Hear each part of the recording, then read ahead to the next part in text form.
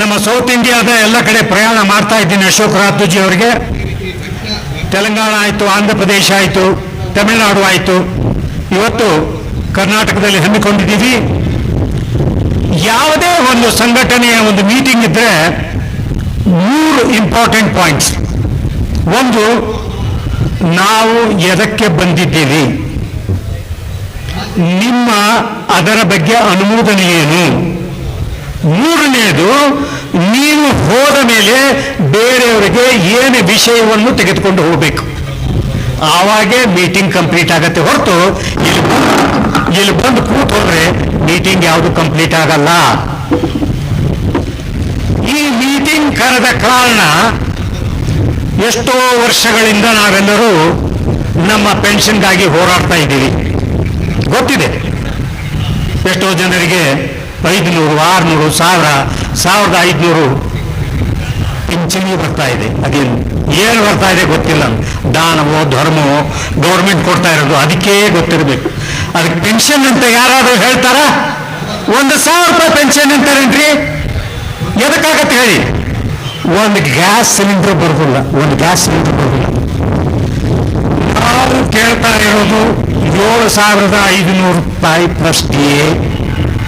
ಹಾಗೂ ಸುಪ್ರೀಂ ಕೋರ್ಟ್ನಲ್ಲಿ ಏನು ನಡೆದಿದೆ ಆ ವಿಷಯನ್ನು ಜಲ್ದಿ ಸೆಟಲ್ ಮಾಡ್ರಿ. ಮೂರನೆಯದು, ನಾವು ಸತ್ತ ಮೇಲೆ ನಮ್ಮ ಹೆಂಡಂದರಿಗೆ 100% ಪೆನ್ಷನ್ನು. ನಾಲ್ಕನೆಯದು, ಎಲ್ಲರಿಗೂ ಬೇಕಾಗ್ತಕ್ಕಂಥ ಆರೋಗ್ಯದ ಬಗ್ಗೆ ಸ್ವಲ್ಪ ಫೆಸಿಲಿಟೀಸು. ಐದನೆಯದು, ಯಾರ್ಯಾರು ಈ ಪೆನ್ಷನ್ ಸ್ಕೀಮ್ನಲ್ಲಿ ಅರ್ಹರಲ್ಲೋ ಅವರು ಕೂಡ ಮಿನಿಮಮ್ 5,000 ರೂಪಾಯಿ ಕೊಡಬೇಕು. ಅದು ಎದಕ್ಕೆ ಆಮೇಲೆ ನನ್ನ ಭಾಷಣದಲ್ಲಿ ನಾನು ಹೇಳ್ತೀನಿ. ಒಳ್ಳೆಯ ವಾತಾವರಣ, ಕಿವಿ ಬಿಸಿಲು, ನಿಮ್ಮೆಲ್ಲರ ಸಮಾಧಾನ ನೋಡಿ ನನಗೆ ಬಹಳ ಸಂತೋಷ ಆಯಿತು.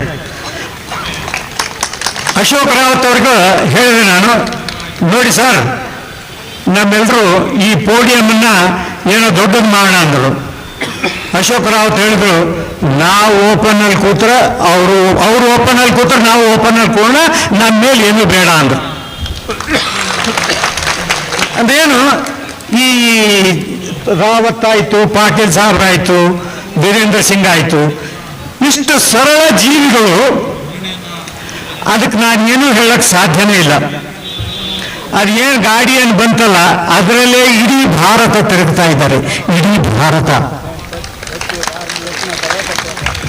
ಇವತ್ತು ಮಧ್ಯಾಹ್ನ ಊಟ ಆದ್ಮೇಲೆ ಬಿಟ್ಟರೆ 1,200 ಕಿಲೋಮೀಟರ್ ಹೋಗಿ ಪೂನಾದ ಹತ್ರ ನಾಳೆ ಬೆಳಗ್ಗೆ ಕನ್ವೆನ್ಷನ್. ಇದೇ ಥರ 5 ಆಗಸ್ಟ್ವರೆಗೂ ರಾಜ್ಯದ 28 ರಾಜ್ಯಗಳಲ್ಲಿ ಮೀಟಿಂಗ್ಗಳನ್ನು ಮಾಡಿ ನಿಮ್ಮ ಎಲ್ಲರ ಅನುಮೋದನೆಯನ್ನು ತಗೊಂಡು ನಾವು ಮುಂದೆ ಏನು ಮಾಡಬೇಕು, ನಮಗೆ ಹೆಂಗೆ ಬೇಗ ಪೆನ್ಷನ್ ಸಿಗಬೇಕು, ಅದೇ ಕೇಳಕ್ಕೆ ನಿಮ್ಮ ಹತ್ರ ಬಂದಿದ್ದಾರೆ ಹೊರತು ನಿಮ್ಮ ಹತ್ರ ಬೇರೆ ಏನು ಕೇಳಕ್ಕೆ ಬರ್ತಾ ಇಲ್ಲ. ಸರ್, ನಮ್ಮ ಮುಖ್ಯ ಉದ್ದೇಶ ಏನು? ನಮಗೆ ಪೆನ್ಷನ್ ಬೇಕು, ನಮಗೆ ಪೆನ್ಷನ್ ಕೊಡಿಸ್ರಿ. ಯಾಕೆ ಆಗ್ತಾ ಇಲ್ಲ ಇದು? ಈ ಪೆನ್ಷನ್ ಇಷ್ಟು ವರ್ಷ ಎಲ್ಲ ಥರ ಹೋರಾಟಗಳನ್ನು ಮಾಡಿದ್ವಿ. MP ಮೀಟ್ ಮಾಡಿದ್ವಿ, ಧರಣಗಳನ್ನು ಮಾಡಿದ್ವಿ, EPFO ಆಫೀಸ್ಗೂ ಧರಣಗಳನ್ನು ಮಾಡಿದ್ವಿ, ಡೆಲ್ಲಿಯಲ್ಲಿ ಹೋಗಿ ಧರಣಗಳನ್ನು ಮಾಡಿದ್ವಿ.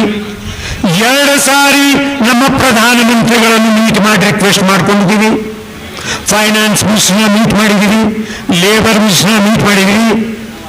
ಹಾಗೂ ಹೇಮಾ ಮಾಲಿನಿ ಹೇಳ್ತಾರೆ, ಬೇಗ ನಿಮ್ಮ ಕೆಲಸ ಆಗುತ್ತೆ, ನಿಮ್ಮ ಮುಖದ ಮೇಲೆ ನಗುಮುಖವನ್ನು ನೋಡುತ್ತಾ ಇರ್ತೇನೆ ಅವ್ರು ಹೇಳ್ತಾರೆ. ತೇಜಸ್ವಿ ಸೂರ್ಯ ಅವರು ಹೇಳ್ತಾರೆ, ನಿಮ್ಮ ಪ್ರೋಗ್ರಾಮ್ ಏನಿದೆ ಡಿಸ್ಕಸ್ ಆಗ್ತಾ ಇದೆ, ಜಲ್ದಿ ಸೆಟ್ಲ್ ಆಗುತ್ತೆ. ನಮಗೆ ಯಾವಾಗ ಆಗುತ್ತೆ? ನಾವೇನು ಮೂರ್ಖರ ಹಿಂಗೆ ಕೂಡಕ್ಕೆ? ನಮ್ಮ ಜನರಿಗೇನು ಸಮಾಧಾನ ಅನ್ನೋದಿಲ್ವಾ? ಎಷ್ಟು ಸಾರಿ ಸರ್, ವರ್ಷಕ್ಕೆ 60,000 ಜನ ಸಾಯ್ತಾ ಇದ್ದಾರೆ. 60,000 ಜನ ಪೆನ್ಷನ್ದಾರರು ಸಾಯ್ತಾ ಇದ್ದಾರೆ. ಎದಕ್ಕೆ ಸಾಯ್ತಾ ಇದ್ದಾರೆ? ಅವರಿಗೆ ಬೇಕಾಗತಕ್ಕಂಥ ಆರೋಗ್ಯದ ಫೆಸಿಲಿಟೀಸ್ ಇಲ್ಲ. ಯಾವುದೇ ಒಬ್ಬ ಮನುಷ್ಯ ಡಾಕ್ಟರ್ ಕಡೆ ಹೋದ್ರೆ ನಿಮಗೆ ಗೊತ್ತು ಎಷ್ಟು ಬಿಲ್ ಆಗುತ್ತೆ, ಎಷ್ಟು ಪ್ರಿಸ್ಕ್ರಿಪ್ಷನ್ ಕೊಡ್ತಾನೆ. ನಿಮ್ಮ ಹತ್ರ ಹೇಳೋ 1,000 ರೂಪಾಯಿದಲ್ಲಿ ಏನ್ ಸರ್ ಆಗತ್ತೆ ಹೇಳ್ರಿ, ಏನಾಗ್ತದೆ ಹೇಳ್ರಿ. ಗ್ಯಾಸ್ ಸಿಲಿಂಡರ್ ತೊಗೊಳೋದಾಗೋಲ್ಲ, ನನ್ನ ಆರೋಗ್ಯ ಪರಿಸ್ಥಿತಿನ ಏನ್ ನೋಡ್ಕೋಬೇಕು. ಅದಕ್ಕೆ ಜನರು ಸಾಯ್ತಾ ಇದ್ದಾರೆ. ಇದಂಥ ಕೂತಂಥ ಎಲ್ಲ ಮಹನೀಯರು ಮಹಿಳೆಯರು ನಾವು ನೌಕರಿ ಮಾಡುವಾಗ ಹನುಮಂತಪ್ಪ ನೌಕರಿ ಮಾಡಿ ಪಗಾರ ತಗೊಂಡ್ಬಂದ್ರೆ ಮನೆಗೆ ಎಲ್ಲರೂ ಕರೆದು ಕೂಡಪ್ಪ ಅಪ್ಪ ಅಪ್ಪ ಕೂಡು ಅಂತಿದ್ರು. ಈಗ ಹನುಮಂತಪ್ಪಗೆ 1,500 ರೂಪಾಯಿ ಪೆನ್ಷನ್ ಯಾರೂ ಕೇಳೋದಿಲ್ಲ.